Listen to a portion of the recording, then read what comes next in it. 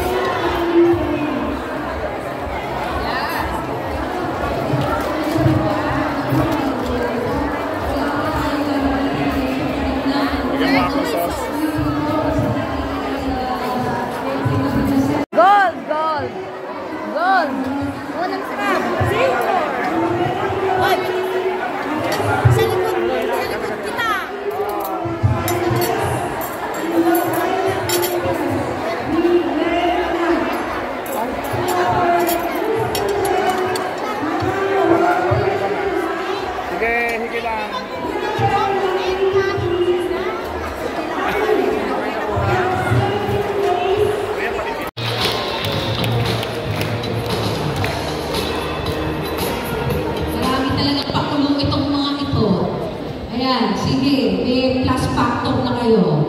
Kayong dalawa. Okay, thank you so much, my dear kumpare and BFF, Sir Roger Alvarez Jr. And napakaganda naman ang isang MC na to. Alam mo ba, nai-inspire ako pag makakita ko ng mga guwapo at magaganda. Yes.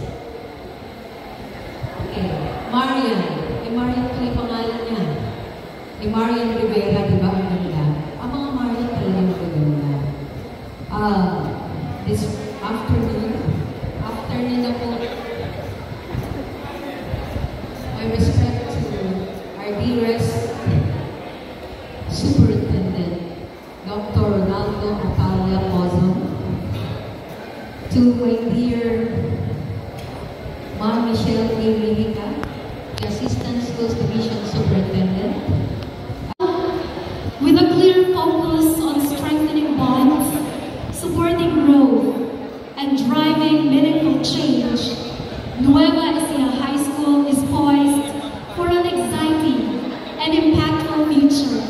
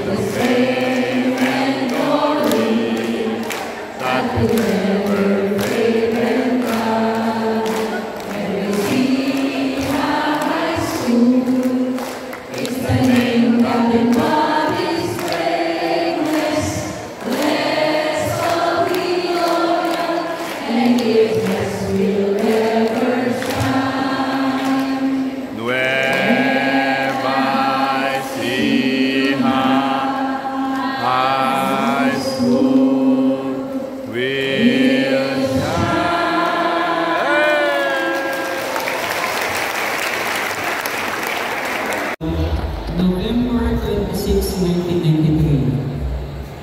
And she later became a permanent teacher 1 on October 11, 1994. 6 years later, she was promoted as teacher 3 on October 2002.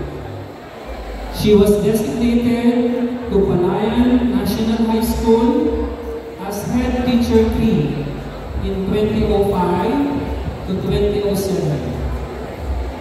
She became a full-fledged secondary school principal in 2007, and her career path as a principal are as follows: 2 years as Principal 1 at Salobusog High School,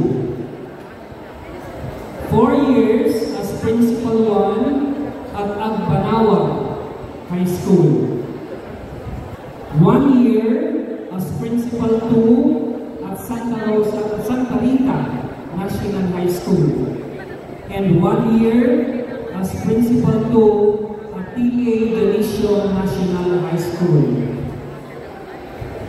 also spent 2 years as a full-fledged Principal 3 at Cuyampo National High School and became Principal 4 in the same school, and she spent 2 years.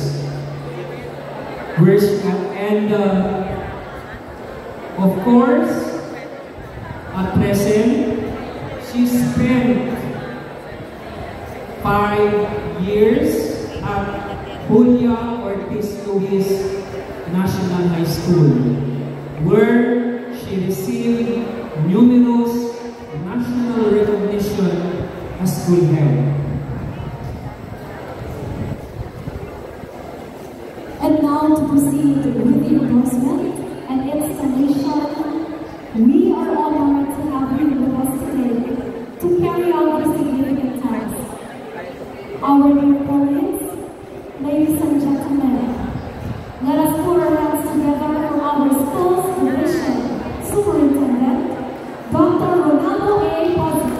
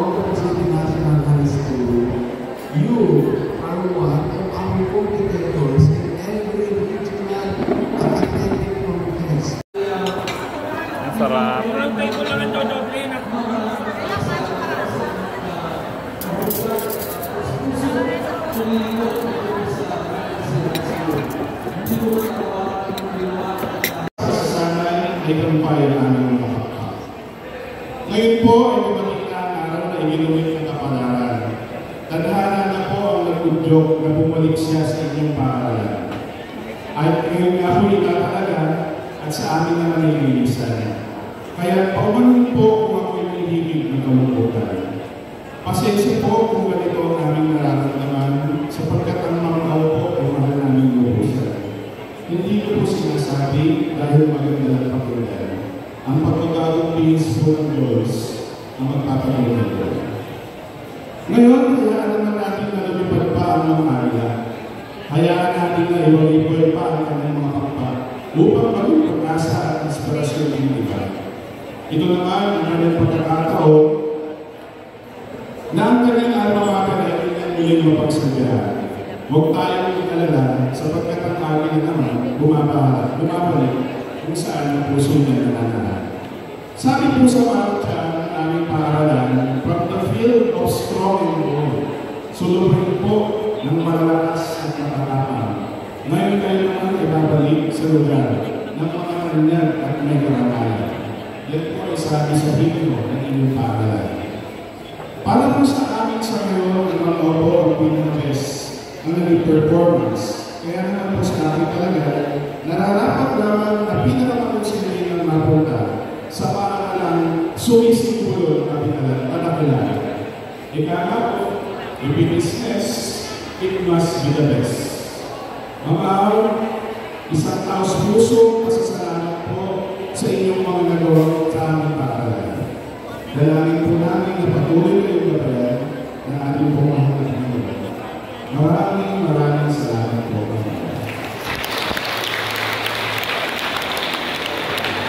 Maraming salamat, Sir. Colors.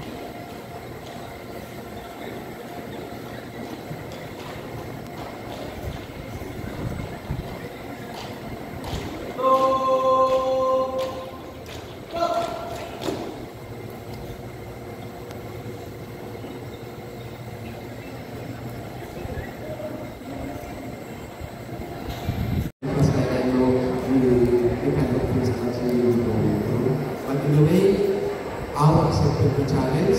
She did not know that she is in my mind to be here. Sabi ko nga, dami ako ba eh, umalis na si Sir dahil may puntahan. Had he not followed the path of discipline tendency, alam mo natin ikaw ang ilalagay ng nurse. Yan mga ganyan kating ang pupanan sa nurse.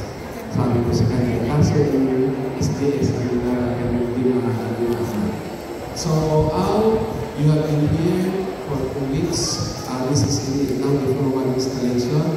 And to all of you who are here, bearing witness to this moment, and in my capacity as the school's division superintendent of the Universidad, I now formally install Ma'am Aurora P. Aguilar as your principal for of Nueva Ecija High School.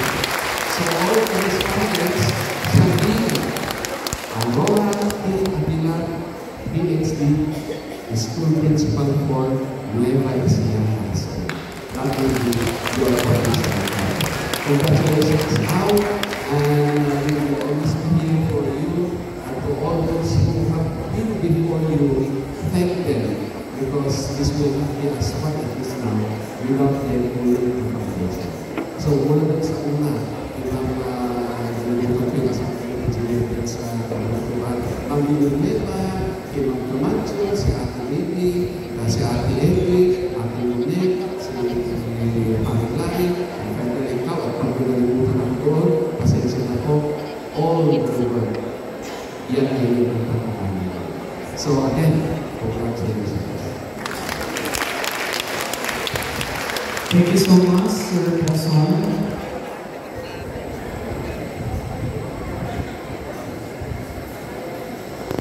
So at this juncture, ladies and gentlemen, for the formal turnover to give the message of outgoing school head, on behalf of Dr. Shirley B.C. Pagan, the former ASBS Division of Nueva Ecija, OIC Principal of the Nueva Ecija High School, and now the newly designated SBS Division of Pampanga, may we request the presence of Mr. Fidel Palma, the designated Assistant Principal, Head Teacher 6 of Nueva Ecija High School, MAPE Department, for the turnover ceremony.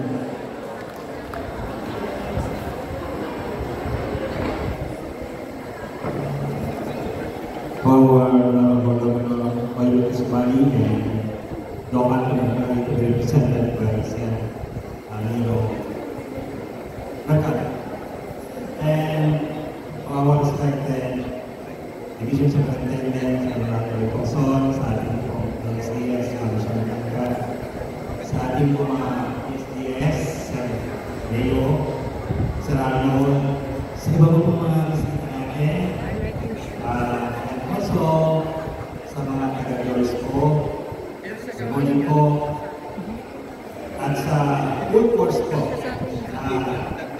mga taga-Nueva Ecija morning po sa ating lahat. Pagkakantaan ninyo, araw-araw po yung aking sasabihin. Standing here today, I feel deeply inspired. As I initially hand over the responsibility of leading our best student high school for the past months. Nueva Ecija High School is still a second home, filled with wonderful memories of growth, challenges, and countless moments of inspiration. This school is not just a place of learning, it is a community, a family where 185 dedicated teachers, 45 non-school children, over 3,100 bright and passionate students work together towards same dream and aspiration.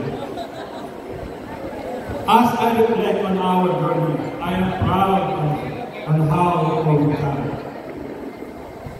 Our school, this school stands strong, a classroom that not just maintain but cared for, and teaching force that pours heart and soul into their craft. We face challenges. Yes, but we always face them together. With resilience and shared commitment to our students.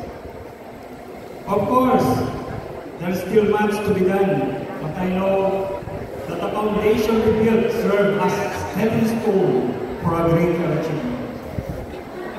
Today, it is my honor to pass the key of responsibility to Ma'am Aurora Hagin.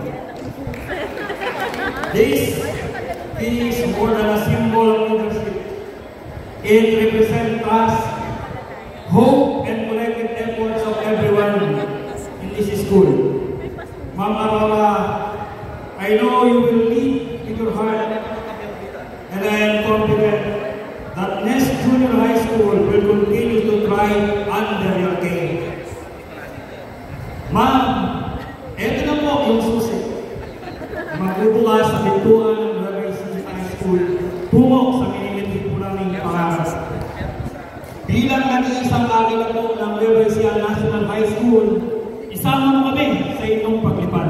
Maraming salamat.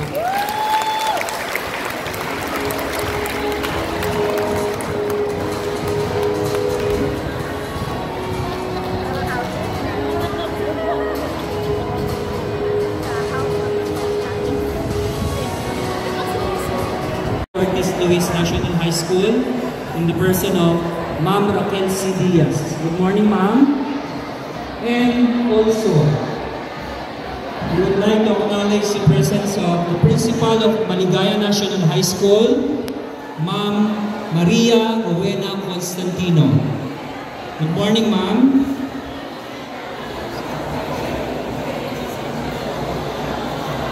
And also, we would like to acknowledge the presence of the Principal of Nueva Ecija High School Senior High School, Ma'am Daisy F. Cipriano. Good morning, Ma'am. And si Ma'am. Morning.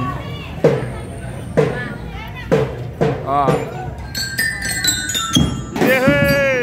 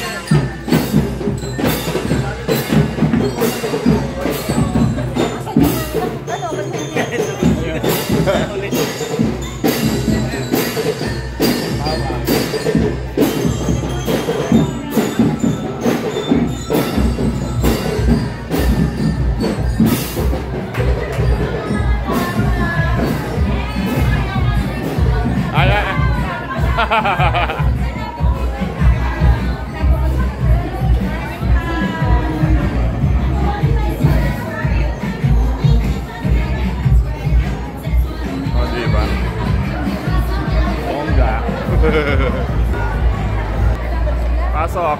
Wala pa yung iba? Ayan na yung Jols.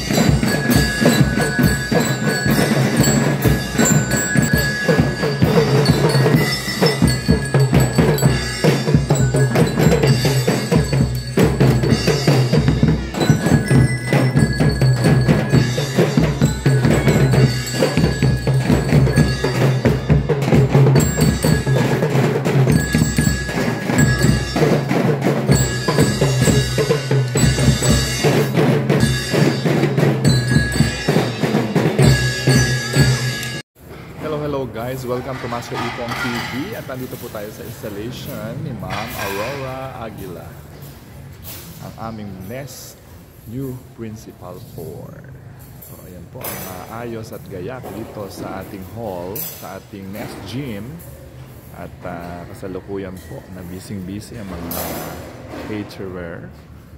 Ayan, maganda ang ayos.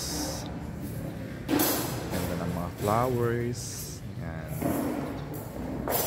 Mamaya po mapupuno na ng tao ito. Bongga. Bongacious. Ang ganda po ng Jules. Jules pala yan. Hello. Yes.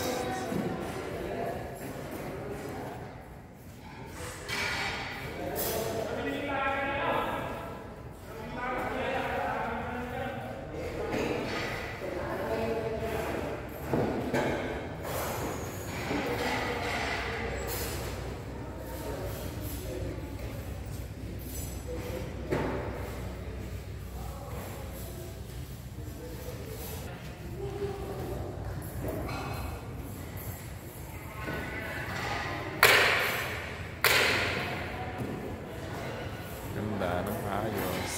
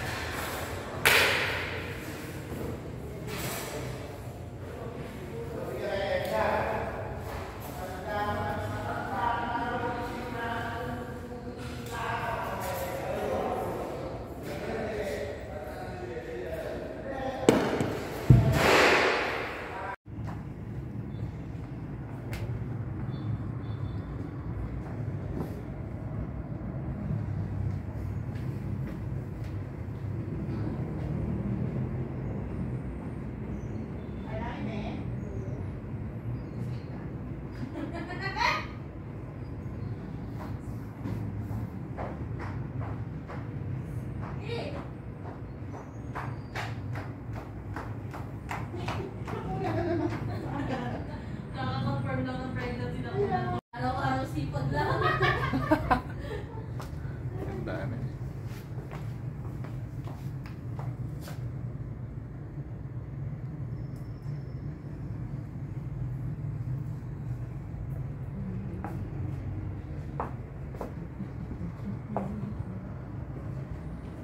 Yan na po ang office ng principal. Ganda, nice.